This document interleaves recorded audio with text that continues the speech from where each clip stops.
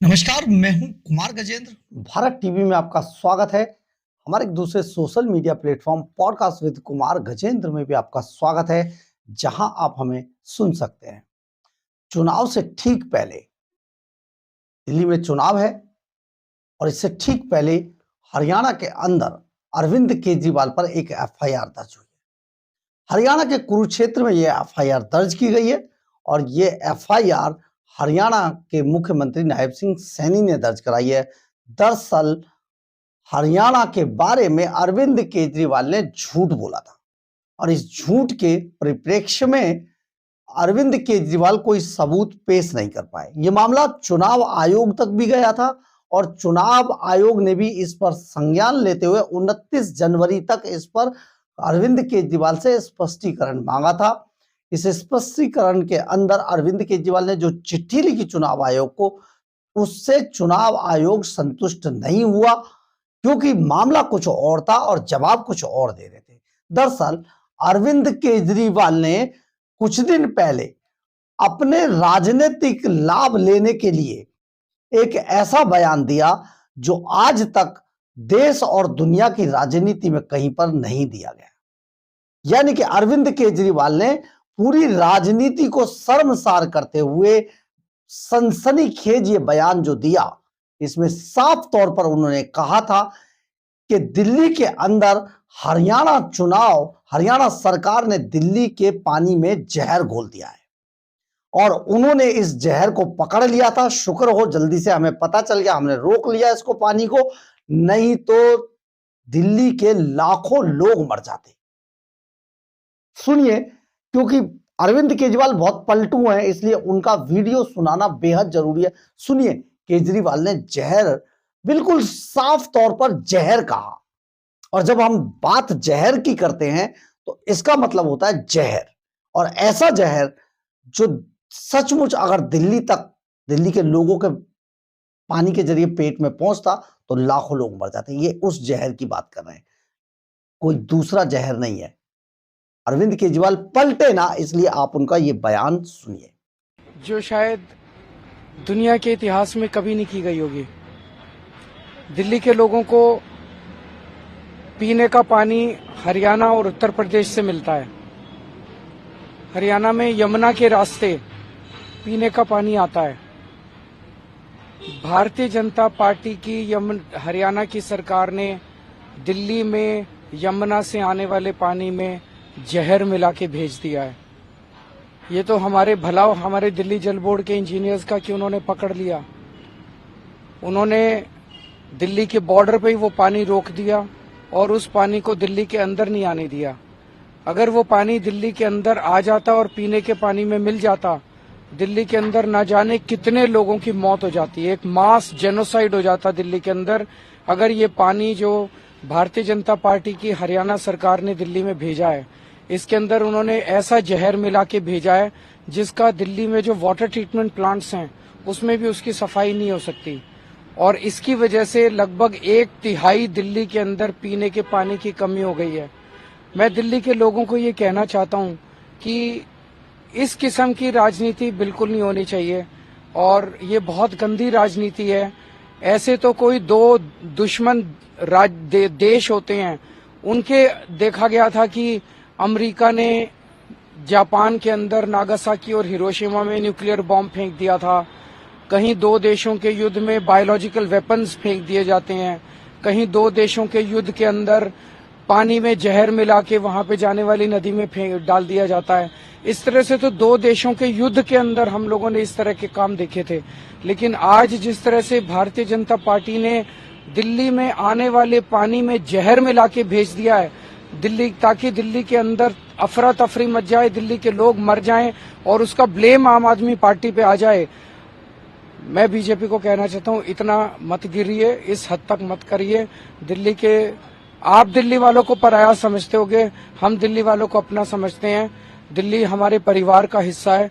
मैं दिल्ली के लोगों को कहना चाहता हूं, मैं आपके साथ खड़ा हूं और कोई भी आपके ऊपर किसी भी तरह की अड़चन नहीं आने दूंगा और आप निश्चिंत रहिए। कोई बातचीत हुई सरकार से, हरियाणा सरकार से?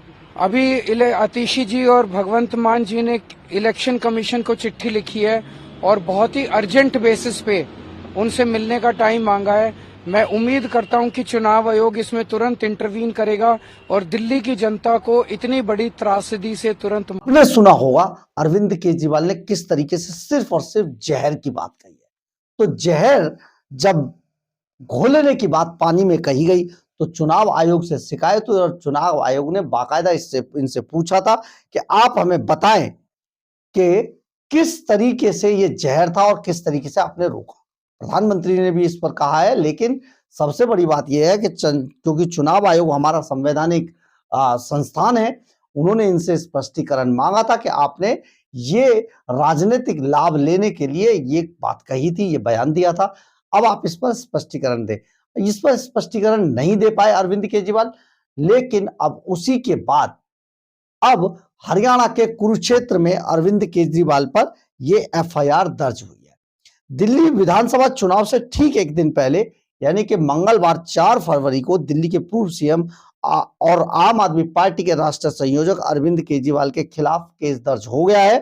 अरविंद केजरीवाल और उनकी पार्टी के अन्य अज्ञात सदस्यों के खिलाफ हरियाणा के कुरुक्षेत्र में शाहबाद थाने में बीएनएस की विभिन्न धाराओं के तहत यह एफआईआर दर्ज की गई है।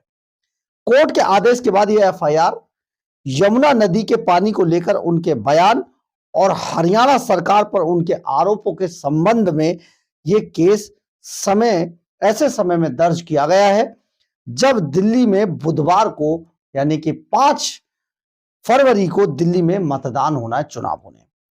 बता दें कि हाल ही में अरविंद केजरीवाल ने बीजेपी की हरियाणा सरकार पर आरोप लगाते हुए कहा था कि यमुना के पानी में अमोनिया के स्तर को एक सुनियोजित तरीके से बढ़ाकर लोगों को जहर देने की तैयारी हो रही है। इस पर चुनाव आयोग ने अरविंद केजरीवाल को नोटिस जारी किया था। चुनाव आयोग ने अपने पत्र में लिखा कि अरविंद केजरीवाल ने यह आरोप लगाया था कि हरियाणा सरकार ने जानबूझकर यमुना नदी में जहर घोला था, जिससे दिल्ली में नरसंहार की स्थिति उत्पन्न हो सकती थी। हमने आपको वीडियो सुनाया था, आपने सुना होगा। आयोग ने आपको 29 जनवरी तक इस बयान के बारे में तथ्यों और कानूनी पक्ष के साथ प्रमाण देने का समय दिया था। आयोग को जो जवाब के रूप में एक पत्र प्राप्त हुआ उसमें कोई स्पष्टता नहीं थी। वहीं हरियाणा के मुख्यमंत्री नायब सिंह सैनी ने भी आम आदमी पार्टी प्रमुख अरविंद केजरीवाल पर यमुना में जहर मिलाने संबंधी उनके बयान को लेकर निशाना साधा था। साथ ही उन पर अपने फायदे के लिए झूठ बोलने का आरोप भी लगाया था। आपने सुना होगा, यानी कि अरविंद केजरीवाल किस तरीके से अब फंस चुके हैं और वो झूठ बोलकर किस तरीके से झूठ की राजनीति करते हैं, फरेब की राजनीति करते हैं, चोरी लूट और डकैती की राजनीति करते हैं, ये बिल्कुल स्पष्ट हो गया है। परंतु एक बड़ा सवाल ये खड़ा होता है कि अरविंद केजरीवाल एंड कंपनी चुनाव में उनका सुपड़ा साफ होने जा रहा है। हरियाणा 2 है दिल्ली के अंदर और उनका सुपड़ा साफ होने जा रहा है दिल्ली में। ऐसी स्थिति के अंदर अरविंद केजरीवाल हार कर जब बाहर हो जाएंगे तो उनका बाकी का जीवन कोर्ट की तारीखें भुगतने में और कोर्ट की सजा काटने में ही गुजरेगा, क्योंकि केजरीवाल के पास उस वक्त काफी कुछ तो होगा परंतु इतना नहीं होगा कि वो अभिषेक मनु सिंघवी जैसे वकीलों को हर रोज हाईकोर्ट सुप्रीम कोर्ट के अंदर खड़ा कर सके। तो आप सोचिए अरविंद केजरीवाल क्या राजनीति करने आए थे और किस तरीके से राजनीति के दलदल में फंसकर उनकी बाकी की जिंदगी कैसे गुजरने वाली है। यानी कि जेल सीधा रास्ता है, उससे बचने का एक रास्ता और है केजरीवाल के पास, जिसको वो 9 तारीख को आजमाने वाले हैं। यानी कि भागकर सीधे पंजाब में घुसेंगे और वहां पर मुख्यमंत्री के पद की शपथ ले लेंगे। ये उनके लिए कवच का काम करेगी। लेकिन देखते हैं, बहुत जल्दी आपको पता लगेगा कि दिल्ली में से अरविंद केजरीवाल कैसे भागते हैं। बहरहाल अगर आपको हमारी खबर अच्छी लगे तो आप इसे लाइक, सब्सक्राइब और शेयर जरूर करें। कमेंट्स बॉक्स में अपनी राय जरूर लिखें, इससे हमें बहुत ऊर्जा मिलती है। जय हिंद, जय भारत।